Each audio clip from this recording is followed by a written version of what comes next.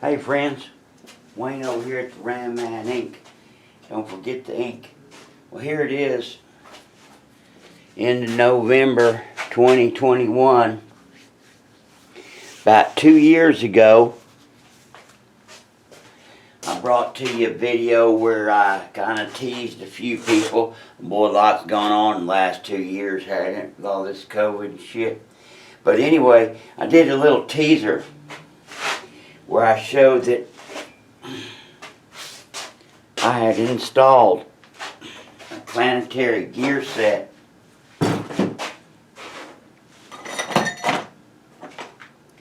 from late model Ford.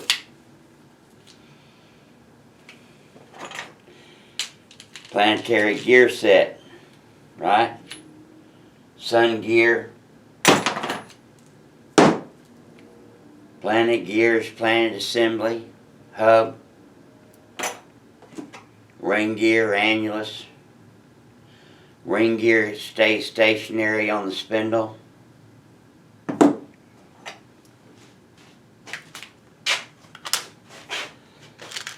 Planet gears rotate around there, which keeps them encapsulated and enclosed under load. And of course, planetaries, depending on what you turn, they either speed things up or slow them down, reduction.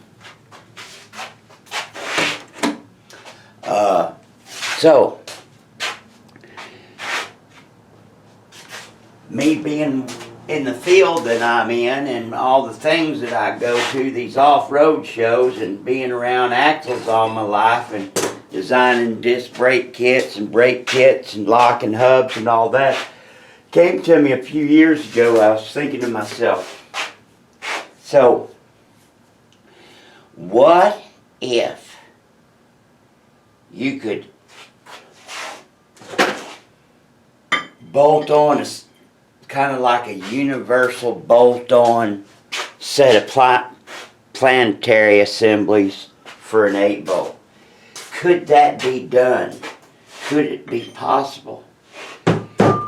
It's pretty difficult and pretty challenging. You got to think about something. So, planetary assemblies are quite expensive parts. They don't grow on trees. They're difficult to make. Trying to find something in the size that would be adequate for this mission, matching it up with a spindle, matching it up with a hub, and on top of all that, it would have to be cost effective. It couldn't be too much. Well, I'll tell you. Well, here's a little blow up. See, there's a little bit to them.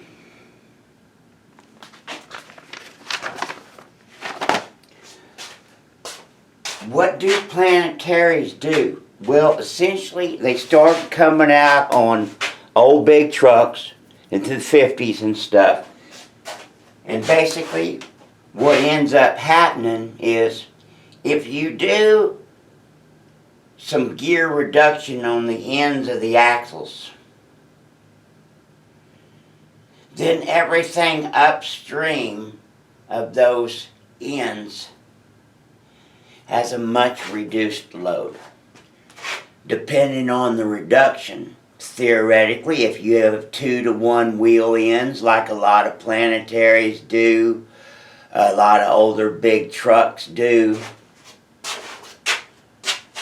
you can cut that in half. So one of the other things that it does is planetaries allow you to run a much smaller axle and center section and all the parts upstream because they're not under that same load. And that's why, if you pay attention to a lot of military axles that have planetary ends, you'll notice that the center chunk is quite small in comparison. So that's one of the reasons rock bouncers and mud boggers and all that. People been running Dana 60s forever because they're semi-small, but they're not really. They're heavy and they're very strong. But when it comes right down to it, the lightest, smallest, strongest axle is a Ford 9-inch. Period. Hands down. Unlimited parts. Cheap as hell. Unlimited ideas. But if you could stick a set of Planetaries on the end of a 9-inch or the end of a Dana 60, man, I tell you what, that would be the shit. So, can it be done? Well, it can be done. And I just figured this out recently. So here we go. We've got the wheel end, Dana 60 axle, 2-inch bearings, two and a quarter, 2-inch bearings. Basically a Dana 80 off my disc brake setup for the Dana 80. So let's put the hub on, which is basically like a Dana 60 front hub. You see that? So we get the hub on. So we have to secure the ring gear. So how would we do that? Normally we'd have our bearing on there and our end, and we'd take our nut and we'd set our preload, right? That's what we'd do. New style nuts, these one-time use nuts. We got this filler in there, and the threads are really, really super tight. So, if we had us a ring gear, say that was attached to the end.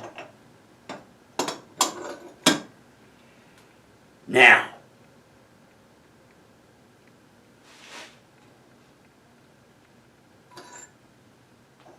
whether we use 2 nuts back to back or whether we used one as assembly and a locker, undecided. And of course we have our big keyway there. So now we've locked down the ring gear onto the spindle.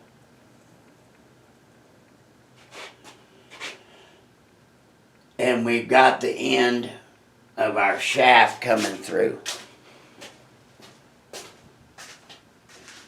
Remember, our shaft sticks out past the end of the spindle.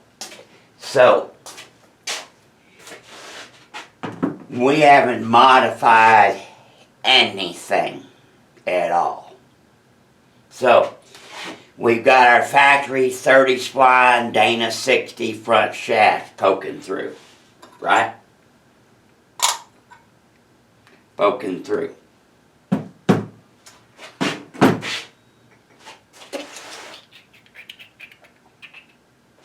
Yeah, that'll be good enough for now.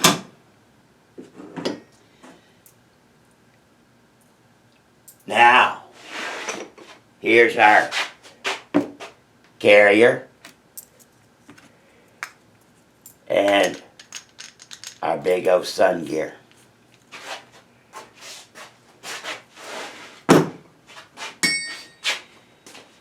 So we got to get the sun gear so that it can go on the end. So we got to turn it into a 30 spline sun gear.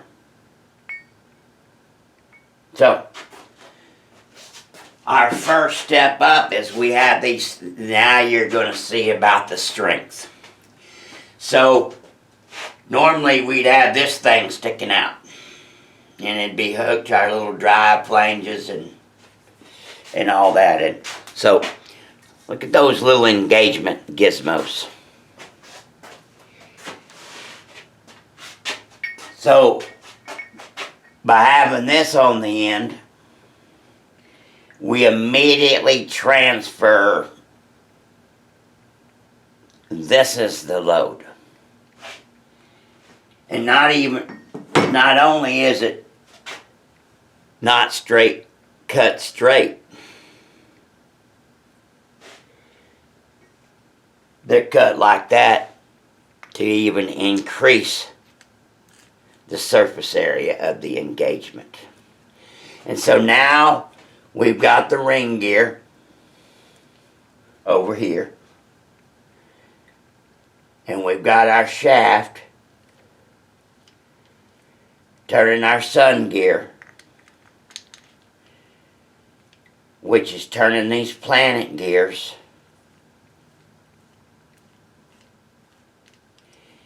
And in these transmissions, basically in the automatic transmissions of today, you basically see about a 3-to-1 first gear, don't you? About a 3-to-1. So we're running about a 3-to-1 reduction. Now, of course, being able to do this stuff in-house, so I can get this to go onto there. That's not too big of a deal. So we've got all that solved. So now we drop our assembly in. Voila. So, last thing is we need an end drive plate. How we do that, whether we use a square drive, whether we come in from here, from the carrier, whether or not we go ahead and pin it to the carrier right here with some longer pins, like they used to do quite a bit out there in the other real world, you see here. So there's our spindle, our hub. There's our ring gear, floating ring gear. That's what we're doing. Tightens on there with a wheel adjuster nut. Right? We got us a floating sun gear. Slides on the end of the shaft. And we got our planet pins. Cover. Planetary spider cover. So, there. We've got all the parts. Now, envision this.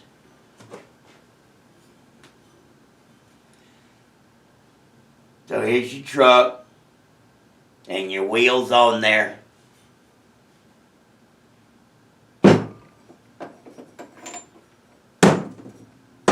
So you put this all together.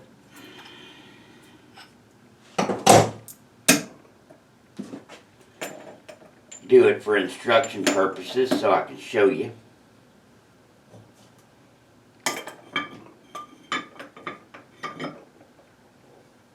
You bolt that down. Of course, it's the correct length and it's machined to go down and fit the standard hub and the registers. But, so picture that. So, this is how simple this would be if it was coming in a kit, right?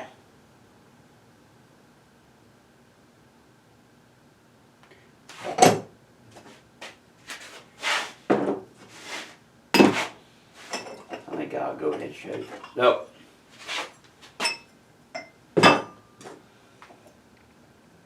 put a nut on.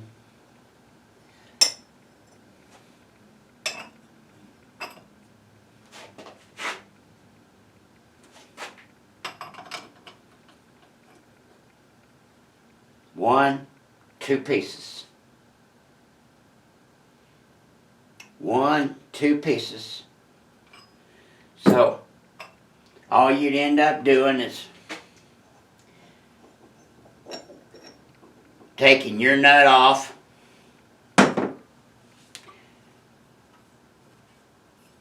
screwing down the ring gear assembly, setting your preload, whether I do a little nut and a big nut, haven't decided, but you're setting your preload like that, easy enough.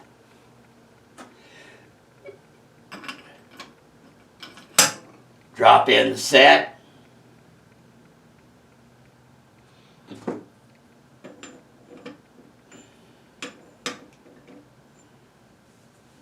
Maybe we'll have this attached here on the end of the hub.